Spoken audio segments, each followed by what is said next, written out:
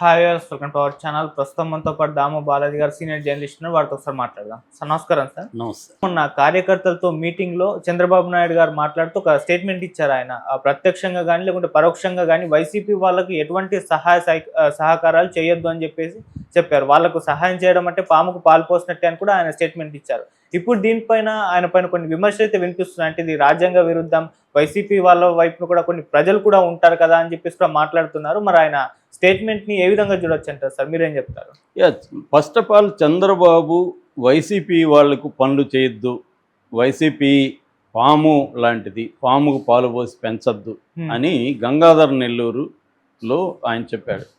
First of all అర్థం చేసుకోవాల్సింది, ఆయన విమర్శించే వాళ్ళు ఏం చెప్తున్నారు, ఒక ముఖ్యమంత్రిగా ఉండి అధికారులకు వైసీపీ వాళ్ళకి పనులు చేయొద్దని చెప్పడం కరెక్టా అని అడుగుతున్నారు.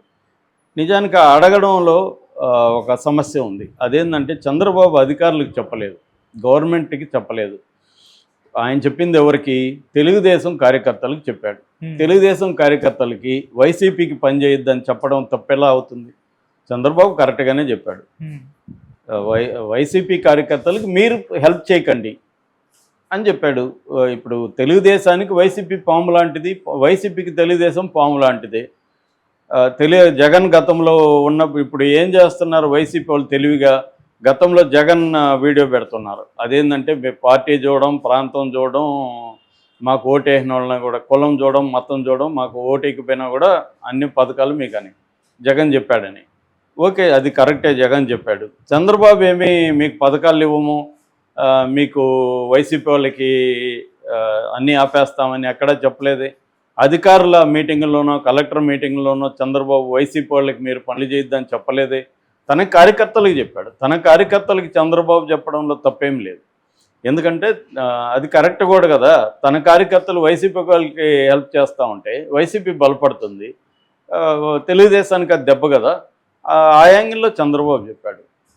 అందువల్ల చంద్రబాబు చెప్పిన దాన్ని ట్విస్ట్ చేసి ఆయన చెప్పని దాన్ని చెప్పినట్టుగా వైసీపీ వాళ్ళు దీన్ని ప్రచారం చేస్తున్నారు. దీన్ని కొంతమంది మేధావులు కూడా లోతుల్లోకి వెళ్లకుండా చంద్రబాబు ఎలా చెప్తాడు, ఇలాగా ఆయన 40 ఏళ్ళ ఉండి ఒక ముఖ్యమంత్రి పదవిలో ఉండే వ్యక్తి ఇలా చెప్పచ్చా అన్నాడు. ఆయన ముఖ్యమంత్రి లాగా చెప్పలేడు.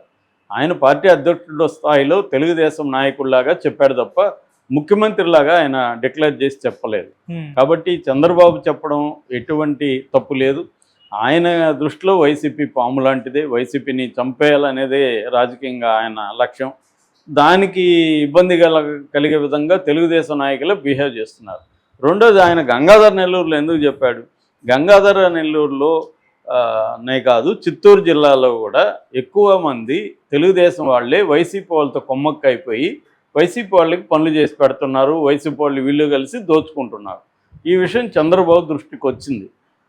ఫర్ ఎగ్జాంపుల్ అక్కడ గంగాధర్ నెల్లూరులో ఎమ్మెల్యే థామస్ మనుషులు ఉన్నారు. ఆ థామస్ మనుషులే సిమెంటు రోడ్డు కాంట్రాక్టులన్నీ వాళ్ళకే వచ్చాయి.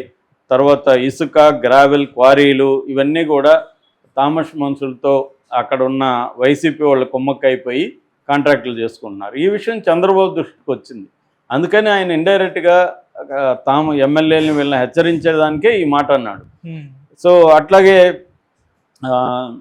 పొంగనూరు, ఫర్ ఎగ్జాంపుల్ పొంగనూరు ఒక మహిళ చంద్రబాబుని కలవడానికి వస్తే పొంగనూరు సిఐ అడ్డుకున్నాడు. బందోబస్తులో ఉన్న పొంగనూరు సిఐ. ఎందుకు వచ్చింది ఆ మహిళ అంటే, పొంగనూరులో ఇన్ఛార్జిగా తెలుగుదేశం ఇన్ఛార్జిగా ఉంటున్న చల్లా బాబురెడ్డి అనుచరుడు మాధవరెడ్డి అక్కడ వైసీపీ వాళ్ళతో కొమ్మక్కయ్యి ఈ మాధవరెడ్డి ప్లస్ వైసీపీ వాళ్ళు ఈమె భూములను ఆక్యుపై చేసుకున్నారు. ఈమె కంప్లైంట్ ఇవ్వడానికి వచ్చింది, సో రానివ్వలేదు. ఇదొక సంఘటన జరిగింది. అట్లాగే మన చెవిరెడ్డి భాస్కర్ రెడ్డి ఉన్నాడు కదా, వాళ్ళ ఓఎస్డి ఇప్పుడు మంచి పదవులకు వెళ్ళాడు. అతను వైసీపీ వాళ్ళు కలిసి అక్కడ దోచుకుంటున్నారనే విమర్శలు ఉన్నాయి. అట్లాగే పెద్దిరెడ్డి మనుషులు కూడా ఇప్పటికీ యాక్టివ్గానే ఉన్నారు. అట్లాగే వైసీపీ టీడీపీ ఉద్యోగులు కూడా కుమ్మక్కైపోయారు.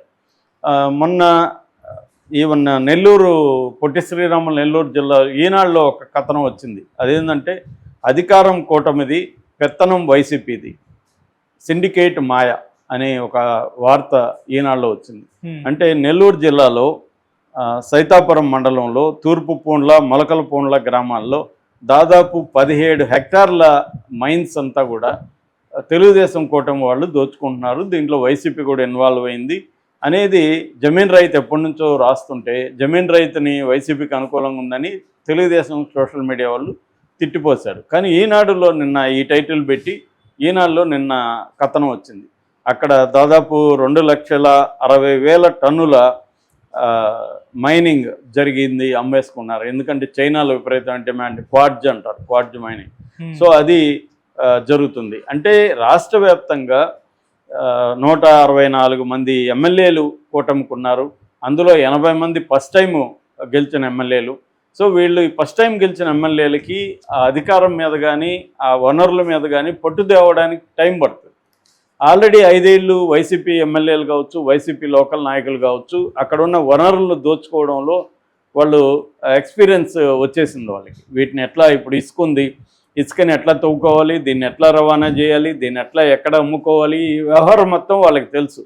అక్కడ లోకల్గా ఇప్పుడు కొత్త ఎమ్మెల్యే అంటే వీళ్ళు ఏం చేస్తారు, ఈ వైసీపీ మాజీ ఎమ్మెల్యే ఈ కొత్త తెలుగుదేశం ఎమ్మెల్యే దగ్గరికి పోయి, అరే బాబు నీ వాటా నీకు ఇచ్చేస్తాను, నాకు వదిలేసే, ఇది నీకెందుకు శ్రమ, నువ్వు ఇప్పుడు కొత్తగా మొత్తం అన్నీ ఎత్తుక్కోవాలి, నేను అన్నీ చేసి పెట్టి నీ వాటా నీకు ఇస్తాను అన్నప్పుడు వాళ్ళు ఏం చేస్తారు, మంచిదే కదా, హాయిగా వాడు అన్నీ చేసుకుంటున్నా నాకు డబ్బులు ఇస్తున్నాడు అని తెలుగుదేశం వాళ్ళు చేస్తున్నారు. ఈ పరిస్థితి చంద్రబాబుకి తలనొప్పిగా మారింది. ఎందుకంటే కేడరు, తెలుగుదేశంలో కేడర్ కావచ్చు, తెలుగుదేశంలో నాన్ అఫీషియల్ తెలుగుదేశం సపోర్టర్లు సోషల్ మీడియాలో చాలామంది యాక్టివ్గా ఉంటారు. జర్నలిస్టులు కావచ్చు, మేధావులు కావచ్చు, సోషల్ మీడియా యాక్టివిస్టులు. వాళ్ళు నాన్ అఫీషియల్, వాళ్ళు ఏమి డబ్బులు తీసుకొని తెలుగుదేశాన్ని ఒకటే బ్యాచ్ కాదు. నేను మొన్న కూడా చెప్పాను, ప్రతి పార్టీకి 2 రకాలు ఉంటారు. డబ్బు తీసుకొని పెయిడ్ సోషల్ మీడియా వాళ్ళు, ఇటు వైసీపీకి ఉంటారు, తెలుగుదేశానికి పెయిడ్ సోషల్ మీడియా. వాళ్ళకి ఏంటంటే పార్టీకి సంబంధం లేదు, మనకు డబ్బులు ఇస్తే ఏ పార్టీకైనా ఇచ్చేస్తాం. అంటే మన యూట్యూబ్ ఛానల్ చాలా ఉంటాయి, ఏ పార్టీ డబ్బులు ఇస్తే ఆ పార్టీకి యూట్యూబ్ ఛానల్ పనిచేస్తుంది. అలాగే సోషల్ మీడియా వాళ్ళు ఉంటారు.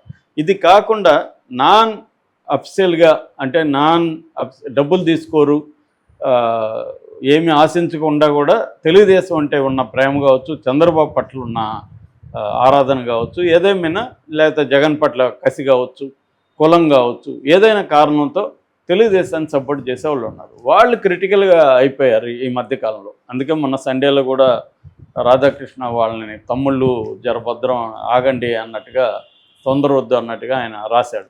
సో ఈ క్రమంలో ఇప్పుడు చంద్రబాబు అందుకనే ఏమైందంటే ఆయన స్వరం మారింది. కార్యకర్తలకి నేను విలువిస్తాను, కార్యకర్తలు నేను బాగా చూసుకుంటాను, అయితే మీరు వైసీపీ వాళ్ళకి పనులు చేయకండి అనేది ఆయన చెప్పడం వెనక ఈ నేపథ్యం అంతా ఉందన్నమాట. అందుకని ఆయన చెప్పడంలో తప్పు లేదు, కరెక్ట్గానే చెప్పాడు. ఒక పార్టీని తను కాపాడుకోవాలి, తన పార్టీని.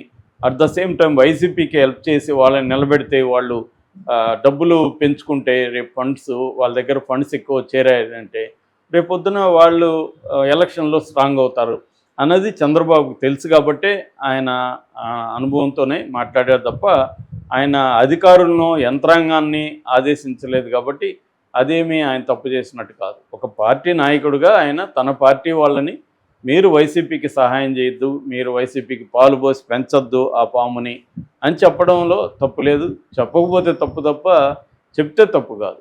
సో అది ఆయన చేశాడు. సో దీని వెనక ఏముందంటే ఆయన చేసినా కూడా అదంత ఈజీ కాదు. ఇప్పుడు నేను ఇందాక చెప్పిన పరిస్థితులు, ఇప్పుడు కొత్తగా ఎమ్మెల్యేలు వచ్చారు, వాళ్ళకి మళ్ళీ టికెట్ ఉంటుందో లేదో తెలియదు, మళ్ళీ గెలుస్తామో లేదో తెలియదు. ఆల్రెడీ వాళ్ళు 100 నుంచి 150 కోట్లు ఖర్చు పెట్టారు. అంతకుముందు కూడా ఎమ్మెల్యేలు రాజకీయాల్లో ఉంటారుగా, వాళ్ళు ఖర్చు పెట్టి ఉంటారు. సో వాళ్ళు ఇప్పుడు సంపాదించుకోకపోతే ఇంకెప్పుడు సంపాదించుకోవాలి? ఇప్పుడు వాళ్ళన్నీ కష్టపడి ఇప్పుడు వాళ్ళు మళ్ళీ నిర్మాణాలు ఇవన్నీ చేసే బదులు ఇప్పుడు ఈ క్వార్జ్ ఉంది నెల్లూరులో, ఈ క్వార్జ్ని చైనాకి ఎట్లా తీసుకెళ్లాలా, ఏమేమి చేయాలి అన్నీ వైసీపీ వాళ్ళకి కొంతమందికి తెలుసు. ఆల్రెడీ 5 ఏళ్ళు చేశారు, అధికార యంత్రాంగంతో వాళ్ళకి సంబంధాలు ఉన్నాయి. అవన్నీ చేసుకుంటున్నప్పుడు వీళ్ళ వాటా వీళ్ళకి ఇచ్చేస్తే వీళ్ళు ఎందుకు ఆపుతారు? ఇది మేజర్ ప్రాబ్లం. దీన్ని అడ్రస్ చేయడానికి చంద్రబాబు ట్రై చేస్తున్నాడు. మరి ఎంతవరకు సక్సెస్ అవుతాడు అనేది చూడాలి. Okay sir, thank you so much.